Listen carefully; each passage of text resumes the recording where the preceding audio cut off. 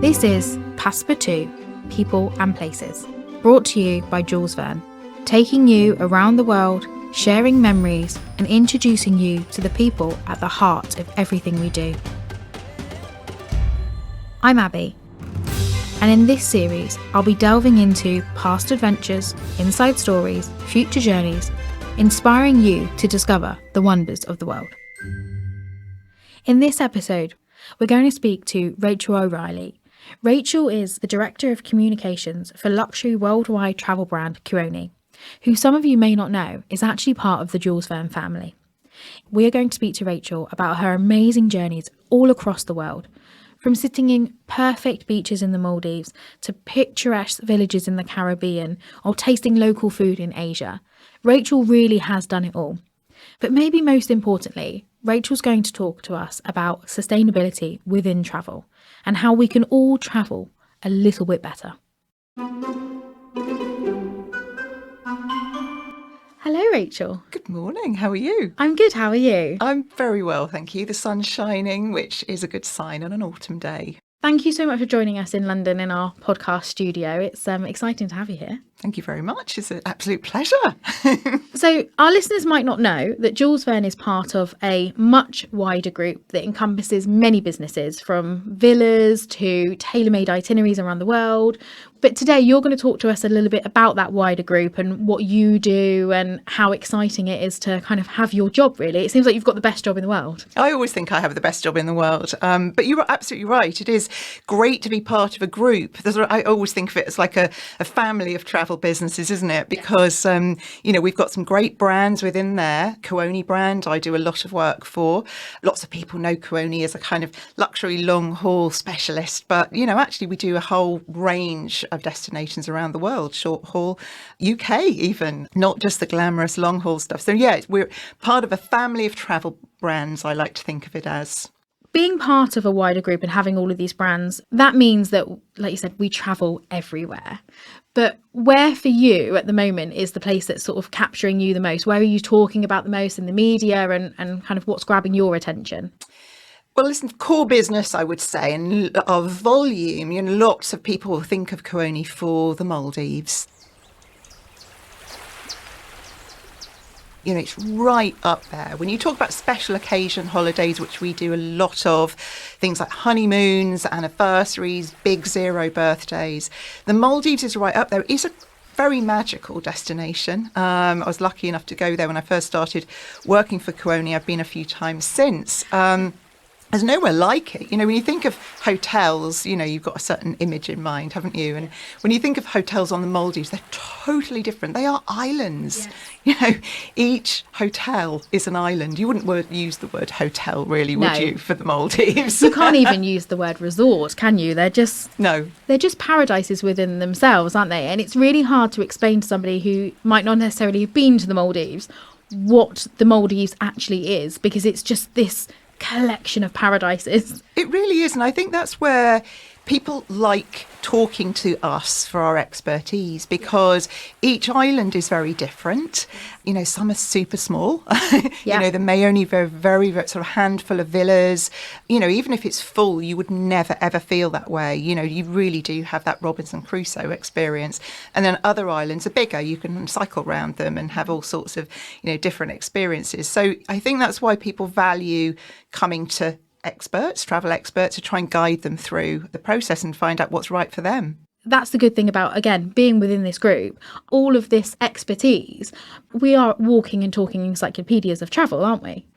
We definitely are. And I think in this climate that we're all in, travel is reopening, lots of long haul destinations now dropping their COVID entry requirements. There is obviously the world opening up, but within that, I think there is still complexity. A lot of places that we sail, people go to multiple destinations in one trip, and that isn't easy to do yourself. And let's face it, things happen on holiday. Little hiccups happen, flights are delayed, all sorts of things happen. And I do think people like having the security and the backup of the experts behind the scenes who can help fix things. Definitely. And I think from our side of things at Jules Verne, it's our tour guides. So we have these wonderful experts in Kuoni who book these fantastic itineraries for our customers when you go in there and have your glass of champagne and book your fantastic holiday.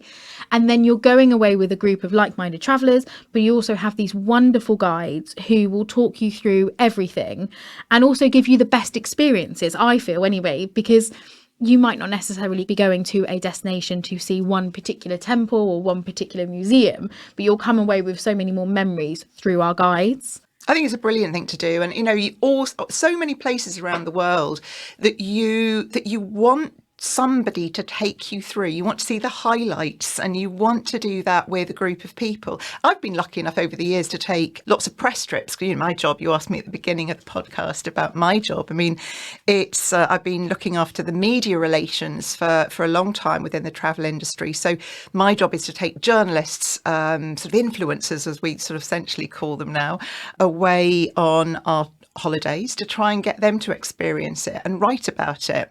I've been lucky enough to take media groups all over the world. And actually, there's something about going on a press trip that's actually really quite exciting because you go with a group. Often you've never met the group at the beginning. You'll meet at the airport and you go off on a trip and actually you come back with the best of friends, which is a really lovely experience. So I actually think, tours are like that, aren't they? Sort of people bond over travel experiences, and that's really special. It is. We see a number of bookings as well where we see the same names going on different tours. And it's because, like you said, you enter as strangers, but you do come away a lot of the time as friends. And some of my very best friends in my personal life, I have met through various trips traveling. And you then have this lovely collective mix of people all around the world that, it broadens your own horizons, doesn't it? And it makes you, I think, a better person traveling and meeting new people in new places. It absolutely does. And, you have the biggest laughs and, you open up to people as well in a group, I think, which is really lovely. I remember sort of thinking, having deep conversations with people over dinner that you think, I'm not even sure I've ever told my closest friends this. But very much, I think traveling as a group is a really super bonding experience. But travel's not just about going away, having these experiences and making these memories and friends. And that's an amazing part of it, but it's not everything. And something that we do as Touristik within the group is we have our charitable foundation. Yeah, absolutely. I mean, we are the big group that you were talking about at the beginning of the podcast. Ultimately, we're owned by a company called Touristik across Europe. Lots of different thriving travel brands all over Europe, which is fantastic. I've been a big fan of sustainable tourism for many, many years. It's been a big part of my career, even before we knew it was called sustainable travel. But so I've had a strong interest in it, and that's sort of grown over the years. Now I think it's really hit public consciousness. We can see all around us the conversations that are ongoing about climate and how we live our lives. And I think that's really important in the travel industry that we engage in those conversations. Often it's easy for people to point fingers at travel and sort of point fingers and say, hey, you know what, you shouldn't be flying. It's really, having a negative impact. We all feel we want to do something. We all feel that because, look, travel's a good thing, right? Yes. It's good for us. It's good for us as people. It's kind of in our makeup that we want to travel. So we need to tread the right path, I think, and find a way to do it well. The foundation, which you're talking about, I think is a great initiative, and it's been quite a well-kept secret, I think, within the group. But we actually talk a lot about giving back. How do we make sure the destinations that all our listeners hopefully are travelling to, how do we make sure that they benefit from our tourism pound? And that's a really important consideration, I think, when you're travelling. See, I always make sure, when I'm away, that I love buying things. Lots of my house is sort of decorated with sort of artefacts and pieces that I've collected from all over. And I think it's really important that you kind of know who you're buying from. Yeah. Because that's a really important thing. Kind of like local craftspeople, they make their livings through tourism. And try and make sure whatever you are buying is, that the money that you're spending is going to the pocket of local people, because that's an important thing, kind of like, are we supporting economies? Are we supporting local people? So that's what the foundation's all about, really, sort of like people. It's about environments, marine life. We look at David Attenborough and the awareness that he has raised about our oceans and protecting our oceans, coral reefs, reducing plastic pollution. Yeah, that's what it's all about, really. It is a fantastic foundation, and it really does do some amazing work and continues to do. And I think it will just continue to get bigger and bigger and bigger. But at the moment, where are we seeing the biggest impact of those choices that we're making? There is all sorts of things. I mean, if you look at, there's a great project in Cambodia, for example, where we're taking underprivileged children, youth, who really have very disadvantaged backgrounds. They can come into a sort of environment where they're trained. So they're trained on all sorts of skills to work in the tourism industry. Yeah. You have a sort of thriving community of farmers and chefs and cooks, and you can go stay there, actually. If you book a Cambodia store, it's called the Smiling Gecko, and they have a farmhouse. So, that's a really good example of how projects that we're funding can actually have a really positive impact on young people, train them positively to actually have, make a living for themselves and actually benefit from the tourism industry. And do you think that our foundation, although it's all about sustainability and, making sure we look after the environment, do you think as well we are looking after the culture? Because as you've touched on, we're making sure that we are buying from the right people and the money is staying in the local people's pockets. But we also offer amazing experiences within the group as well that I think are enhancing culture in all different parts of the world. So do you think our group, that's a focus for us as well? I think it has to be a focus. And I think increasingly, I mean, it's not a word I particularly like because it's overused, but authenticity is something that I'm sure listeners will hear about. I think it's overused, but I get it. And I think, if you think about tourism a few decades ago, it was all a big thrill travelling. Lots of people were unused to travelling and, and lots of things were sort of created because they think that's what British travellers want to see. Whereas I don't think that's the case anymore. People want to get under the skin of a destination. They will read up about it before. They might read guidebooks. They might read novels set in particular places. And I think that's how people broaden their understanding of the world. Lots of places that hotels and resorts that we're looking at now, we like them to be certified. Certified is a very dull word, isn't it? It's an important word, but a very dull word. Certification, But what does that actually mean? Actually, when we're talking about the Maldives earlier, I'll use that as an example. When I first went to the Maldives, I want to say, don't just show me the front of the resort. I want to see the back. I want to see behind the scenes. So they took me to their garden, hydroponic garden, I think they call it. And you go and see the herbs and the lettuce and the mint, and all this great stuff that they grow on the island. In the middle of the Indian Ocean. Absolutely. That's what we have to remember here. This is a tiny island. I think I know which island you're talking about.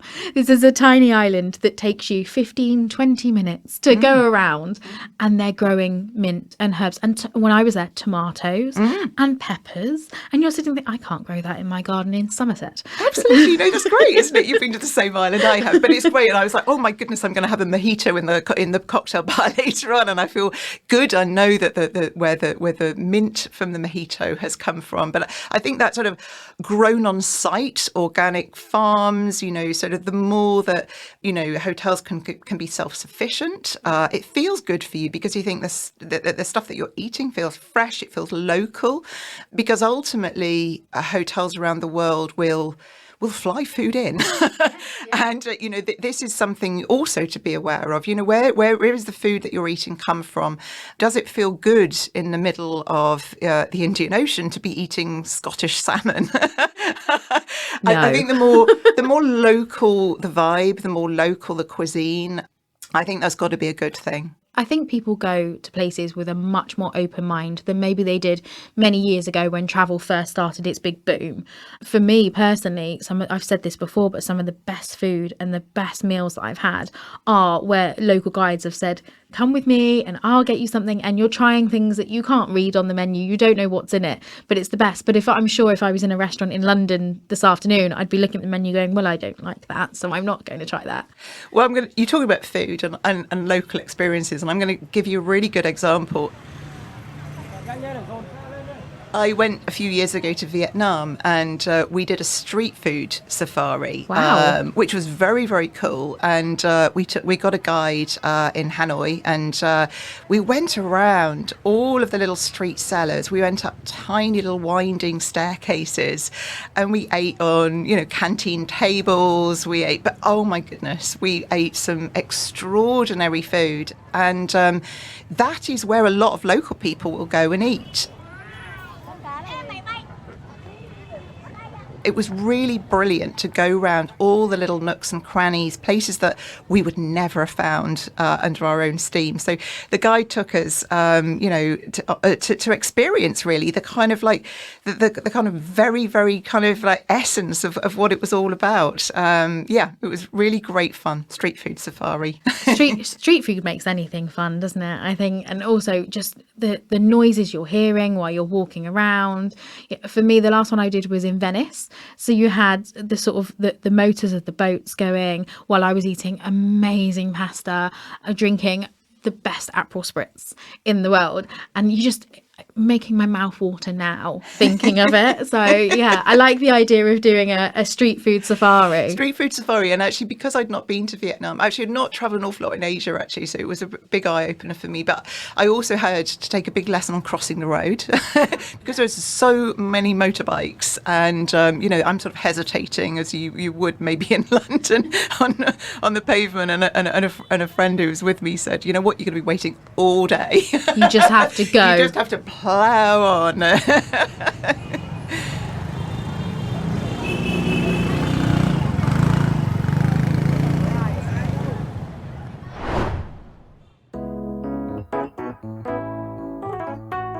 Hi, it's Abby here. I just wanted to take a moment in the middle of this episode to thank you for downloading and listening to it. Here at Jules Verne, we love to travel, and we think you probably do too. And that's why we make this podcast, for you and your friends to find out about the amazing places in this world that we can visit. If you're enjoying it, we'd be really grateful if you could share it with your friends and your network.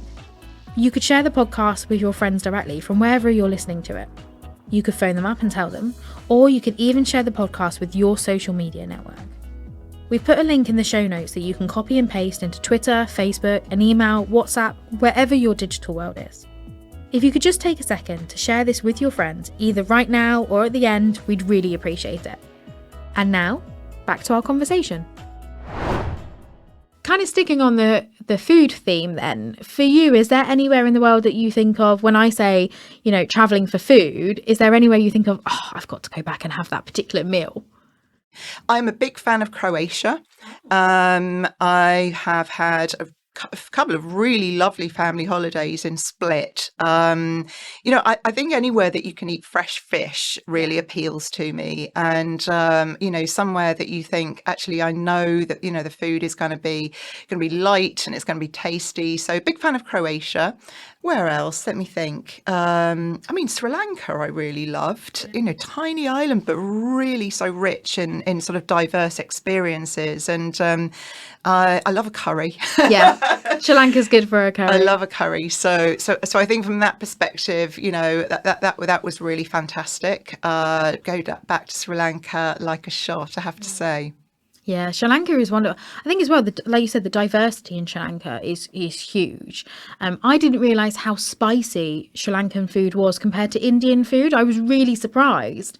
And also, I didn't realise at one point I was eating jackfruit in a curry. And I thought, well, this is amazing. I love this. Completely not knowing what I was eating. But the taste of Sri Lanka, and the further north you go, is very, very different, isn't it, to the kind of the taste and even the sounds of the south.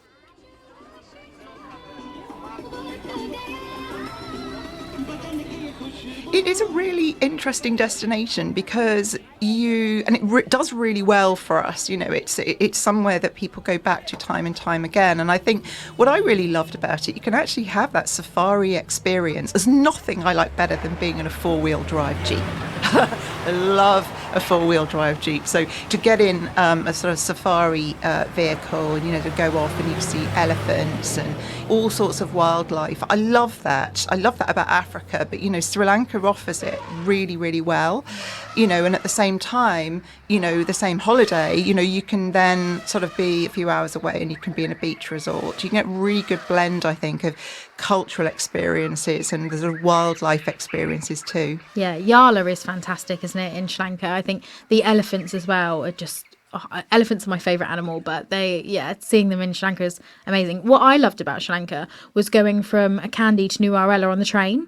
I think I'm a massive train fan anyway, and I think any journey that we can do that encompasses a train is fantastic. But that journey through sort of the winding hills and looking out the window, some of the best pictures you see on social media from that train journey. Sri Lanka really does, it has everything, doesn't it? And it's 45 minutes away from the Maldives, so you've got a nice little stay at the end of it as well. It's a good combination. It does really well for special occasions. Somebody looking for that complete blend of sort of ultimate R&R, but actually an adventure at the same time. So you can pack a lot into a 2-week trip, I have to say. So where else, other than sort of we've touched on some Europe and Sri Lanka, but is there anywhere else that you think at the moment is really sort of leading the way for ethical and sustainable travel? I've always got my eye on New Zealand because I think they're doing something quite interesting. They announced, actually even sort of in the midst of lockdown in the pandemic, that they were going to refresh their approach to tourism. And I think they're doing some interesting things there. Where else has caught my eye? Mauritius is another example, I would say, that's worth a look at. It's Indian Ocean again. We've talked quite a lot today about Indian Ocean, but the destination in terms of experiences is really trying hard, I think, to build a sustainable tourism industry, whether that is through whale watching, dolphin watching, the sort of animal side of it, hotel groups that are going the extra mile, I think, to try and bring a sort of cultural flavour to the destination. And I think are doing a lot to sort of get people beyond the hotel. All-inclusive resorts often have a very negative sort of image, if you like, don't they? There's sort of negative, I suppose, side of all-inclusives, that they keep people within a resort and, because people, so they're great value, of course they are, but it stops people going out and about, sort of experiencing the real destination. So I sort of hear that, but I think they have moved on a lot, actually. And I think the more you can sort of encourage people to get on a bicycle, actually. And I've had some sort of great examples of that in Mauritius, where you can sort of like go on bicycle tours. You can go to local villages, have dinner with a local family, actually, which I did in Mauritius and was terrific fun. Grandma of the family was cooking us curry. And you really feel like you're sort of at home for the evening, getting a feel for how real people live. Oh, it's wonderful. I think as well, like you said, bike riding and things like that, it's really important, isn't it, to get out of the resort when you're doing sort of what we'd say a stay holiday, where you're staying in one place other than a tour where you're sort of out and about all the time. One of the places that I think is amazing for doing that is Antigua. 365 beaches, so you've got a beach for every day of the year, but you've got some fantastic small boutique hotels there. And I remember one of them, and the chef will actually come down at breakfast and ask people what they would like for dinner and goes to the market, but will take people with him, or her, but they will go to the market and you will see local life through that way. So yes, you're staying in an all-inclusive beautiful beachfront hotel, but you also have that opportunity to get out about and see locals. I think you're right, hotels are really doing that well now and taking note of what people want.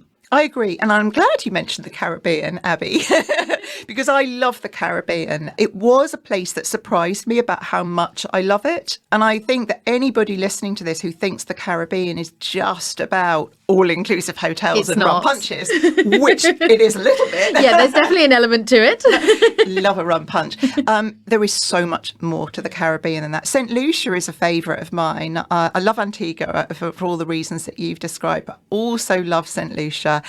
One of my favourite things to do, if anybody knows knows the brand Hotel Chocolat, they have a sort of cocoa plantation in St. Lucia. It's a really, really great place to visit. They have a thing called the Bean to Bar experience. Highly recommend doing that. You go and learn lots of things about cocoa and how it's grown. You plant your own tree, and then you make your own chocolate from the beans. And it is not as easy as it looks. You're doing it all by hand, but it is terrific fun. And I think, again, in terms of sustainable tourism, I think it's a really good example of creating a fantastic hands-on visitor experience, whilst at the same time understanding a little bit about the farming industry, cocoa growers, how they kind of work with manufacturers and bigger brands. So those sort of experiences are things that I love.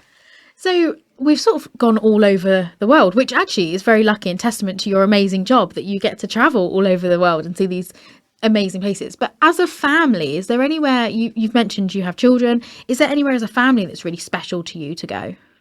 Well, I have to say Yorkshire, and we're talking about worldwide travel. Let's bring it closer to home. Let's bring it closer to home, because I am from Yorkshire, just outside York, and I still love it. It's kind of where my heart is. And I know that Jules Verne and Kuoni actually, during lockdown, took an opportunity to look at holidays a bit closer to home as well.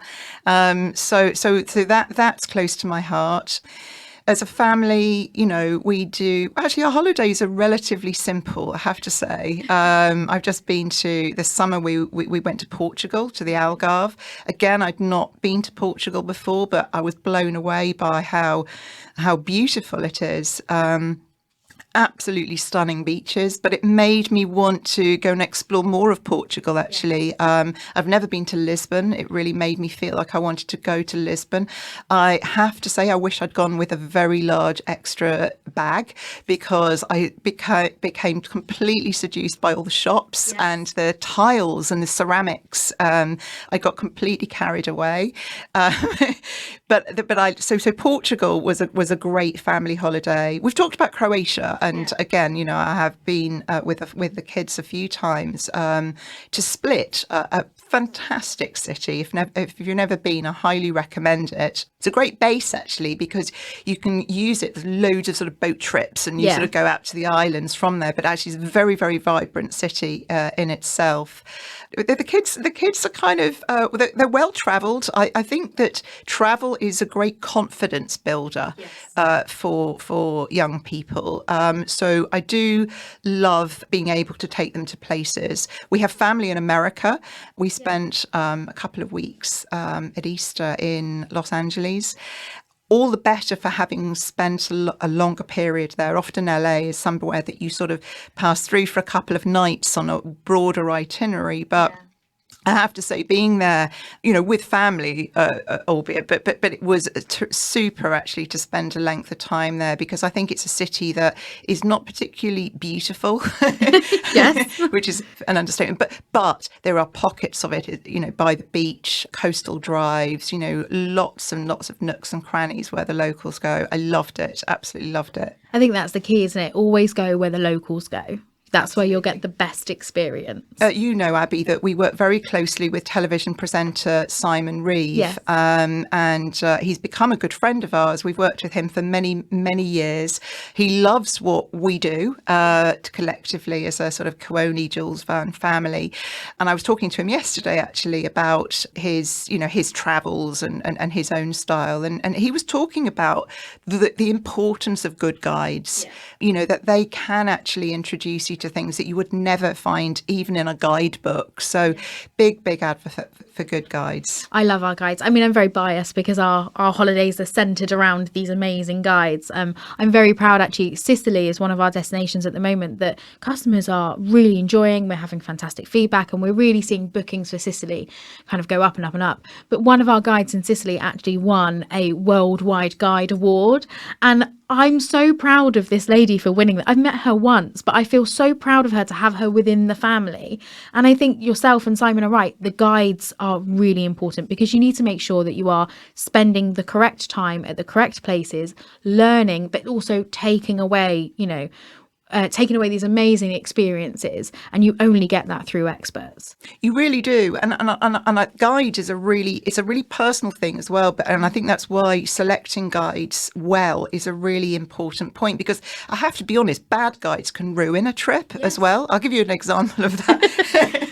A few years ago, I was in Egypt, in Cairo, and we were on a little coach and the guide never stopped talking. I mean, he never stopped talking. He was on a monotone.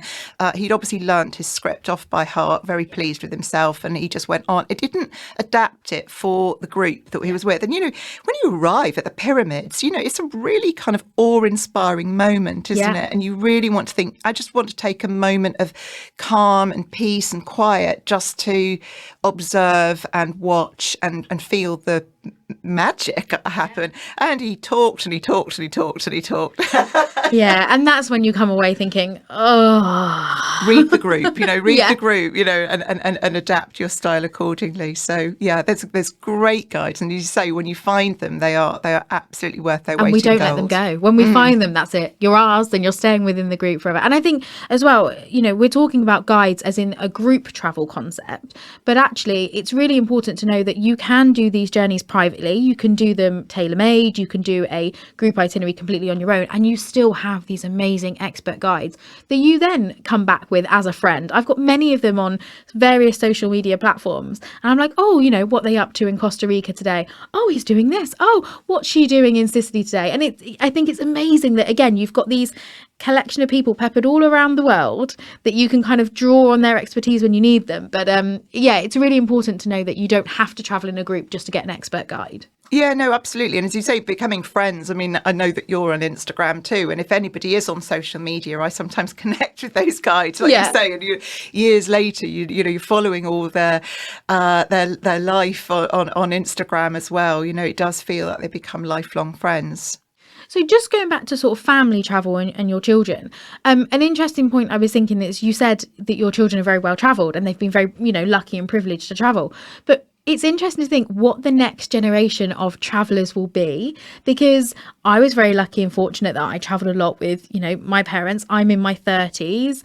When I have children, they will probably travel. You have children currently. So, what do you think the landscape of travel for the next generation is going to be? It's a very, very good question. And actually the gathering of the sort of great and good of the travel industry happened a week ago in Morocco, in Marrakesh. And I was at that part of that conference, and there was a presentation by a 17-year-old guy talking about Gen Z, Generation Z. Oh, the most amazing presenter, oozing confidence. But he did touch on some very interesting points. This is a generation, you've talked about it already, Abby, that have been used to traveling with their parents. Their parents, people, like everybody, I'm sure, listening to this podcast, they maybe started as backpackers themselves. Yeah. So they've grown up with that love of travel. They've been on family holidays, perhaps in the UK or domestically and overseas as well. My children are growing up having had travel knitted into their lives. It is an important part of their lifestyles. I don't think they're going to give it up. No. I think they will continue to champion sustainability. I think they'll want to do it well, but I think they will travel for all sorts of different reasons, as well as family holidays. I always made sure that my children have opportunity to go on school trips, and they're now operating again, which is fantastic to see. My daughter's studying politics A-level, so she is very sad that the Washington trip isn't happening, but I think I'd love to take her to Washington to understand about US politics, and that to me is sort of travel plus education. What's the best classroom? It's actually to go there, isn't it? Yeah. My son is actually going with my husband to Berlin next week in the half term. That he's studying German. So again, it sort of blends some history, some and some language skills at the same time. So I think the generation coming through are going to be travelling for lots of different reasons. I think they will want to explore. But listen, I think at the end of the day, they will also want some rest and relaxation too. I think health and well-being is going to be super important as well. Definitely. And having some headspace and time to breathe. So we've sort of, like I said, we've travelled everywhere, we've gone all around. For you, sort of last question of the podcast, where in the world has captured your heart the most, and why? Good question. And it's hard to pick, isn't it, when you just think about one destination? So I'm going to pick two.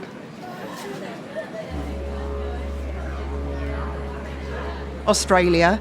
I went and spent a period of time there in my 20s. I worked there and travelled around. I absolutely love the kind of outback experience. Yeah. I thought that was just fantastic, and I absolutely, I talked about driving around in four-wheel drives, Jeeps. I love a bit of that. But also I love Sydney. I mean, Sydney's the most phenomenal city, and I was lucky enough to live there for about 4 months, and just found it absolutely magical.